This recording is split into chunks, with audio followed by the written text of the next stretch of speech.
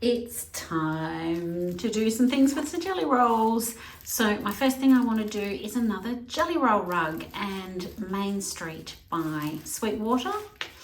Your days are numbered. You're about to get unraveled and made into a jelly roll rug. So the first thing I'll do is get all my supplies. So one jelly roll, and then the rainbow batting, which is just less than 2.5 inches, and is cotton. It's lovely, and you need 2 of those. You don't actually use the full 2, but you need 2 of them. And then I have found a new jelly roll rug helper. So this is the Clover Fabric Tube Maker, and it comes in 2 parts.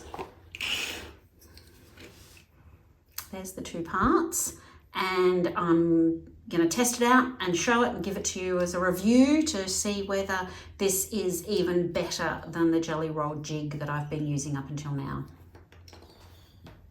So the jelly roll has been unfurled, and now I'm going to spread it apart and work out which order I want my jelly roll rug to be in. So I usually like to have the darker ones on the outsides because they get sort of the most touched and dirty. So I'm probably going to grab those 2 and put them on the outside, and then sort of go from darkest inwards, but sometimes I like to mix it up in the middle. So I'll go and do that and come back. So here is my array of the jelly roll. So I've started at the very dark on this outside. I sort of went to the browns, went into some of the creams, and then into this pale blue. It's just a gorgeous little blue. And then we went into some greens, which are darker, but that gives sort of some nice rings to your jelly roll rug. And then right in the middle is the very pales, which is going to be right in the center. So I think that is looking good. I might set it here on my table for a little while just to make sure I'm absolutely happy, and then I will start sewing the strips together.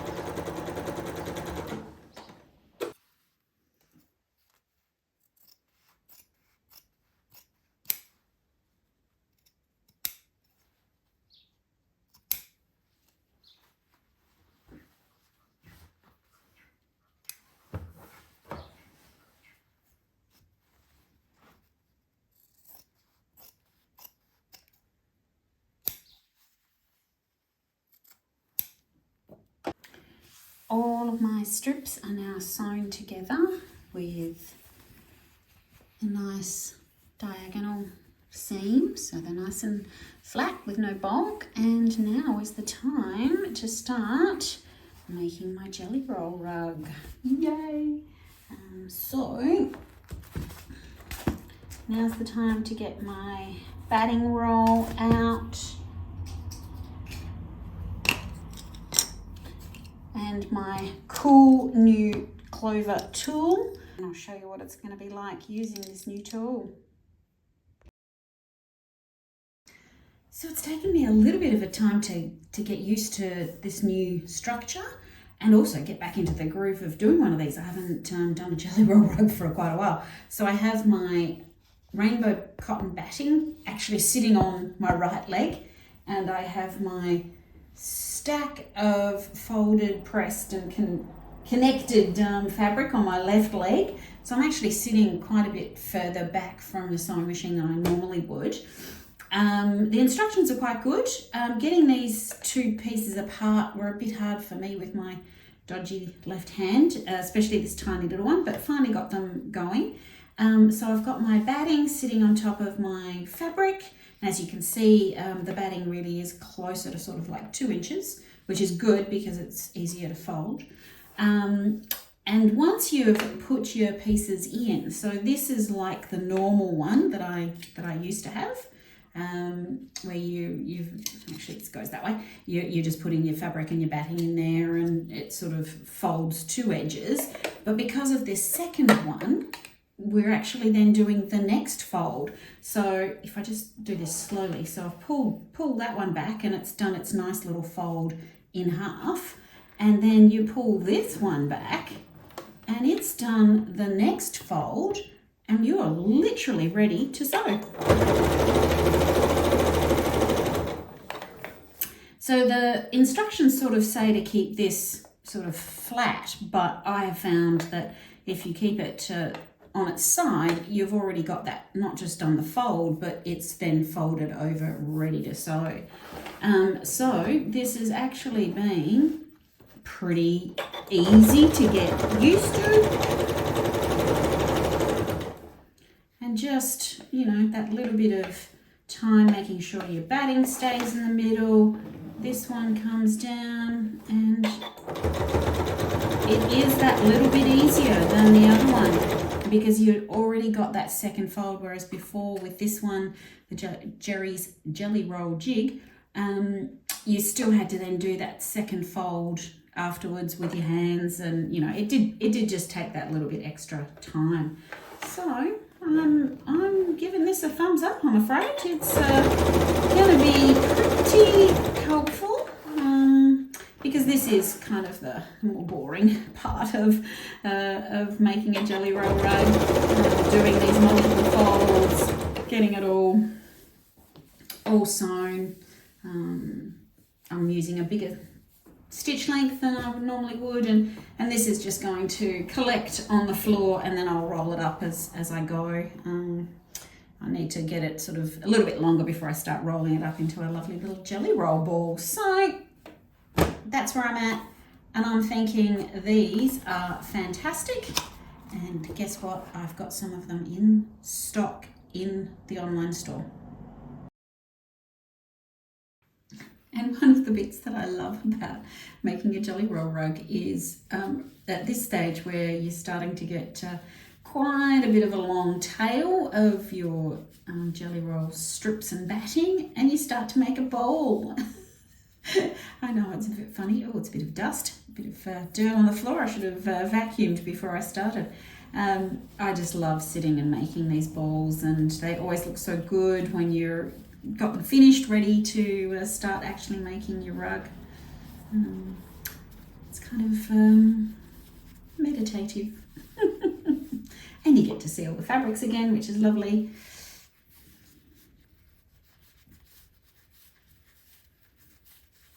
And there is method to my madness, but seriously, all you're really trying to do is get it off the floor and get it into an easily controllable ball. And then once you're actually starting to sew your jelly roll rug, I actually find a box or a plastic container or something, and have that on the floor with this ball in it, so the ball just doesn't go crazy and flying all over the floor. I'm sure if you've got a pet, you'll soon realise why you don't want to do that. Yeah, it's just a fun thing to do. So I'm almost at the things that I'm finished sewing, so I'll leave that aside. Sometimes you can put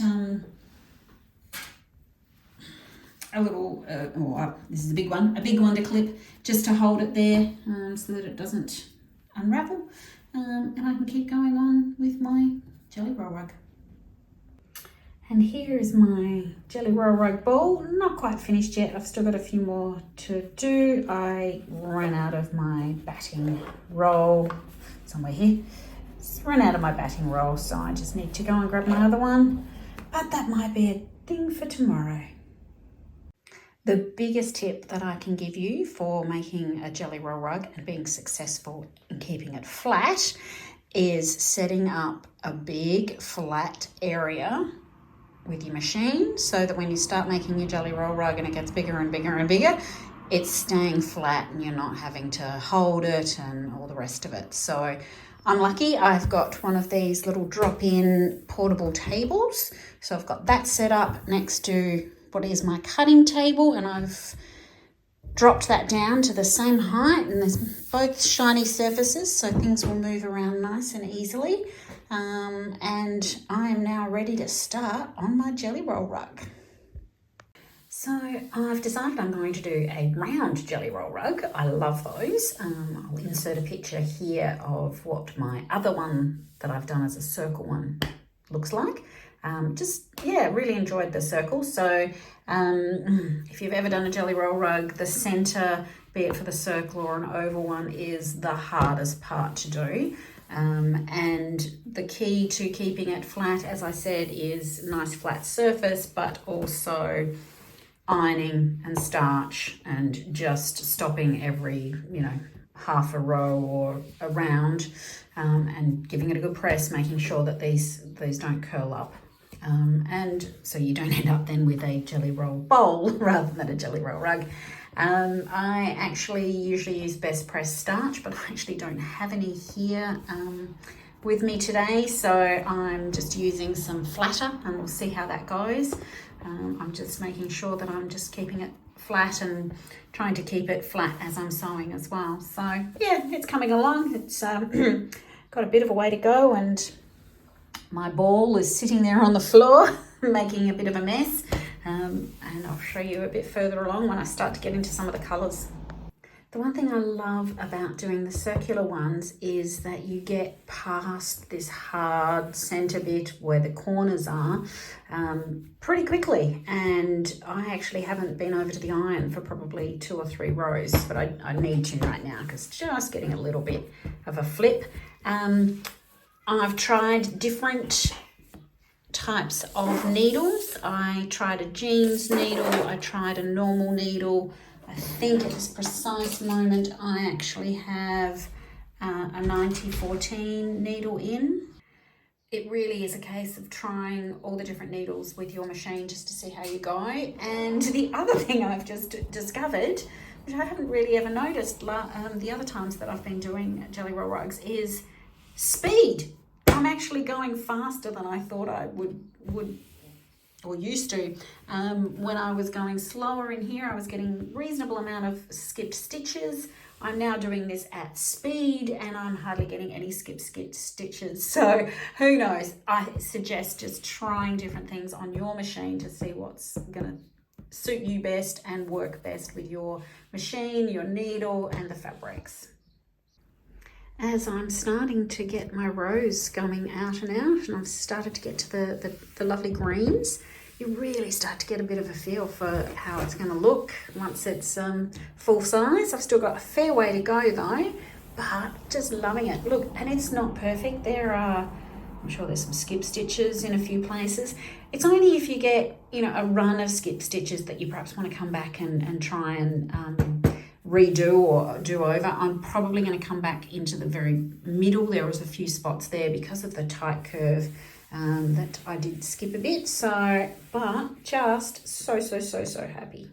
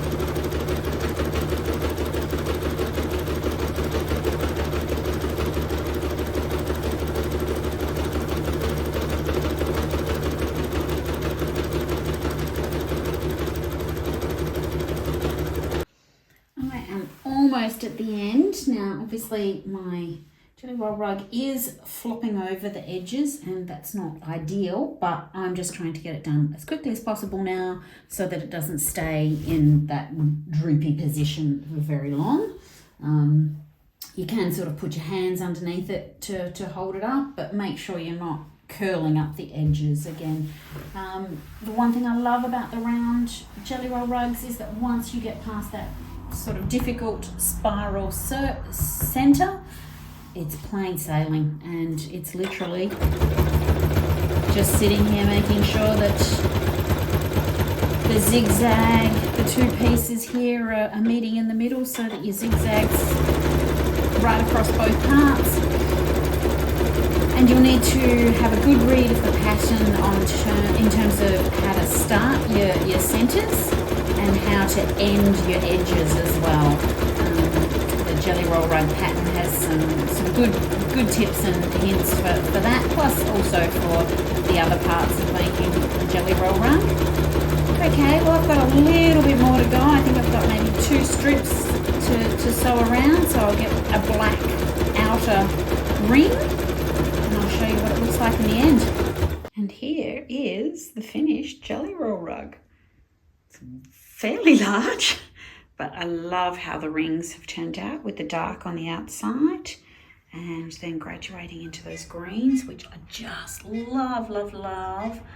These beautiful blues with just the touches of greens, and then getting to the hard-working outer dark ring. I think that is gorgeous, and I'm hoping the person I'm going to give it to is going to love it as well.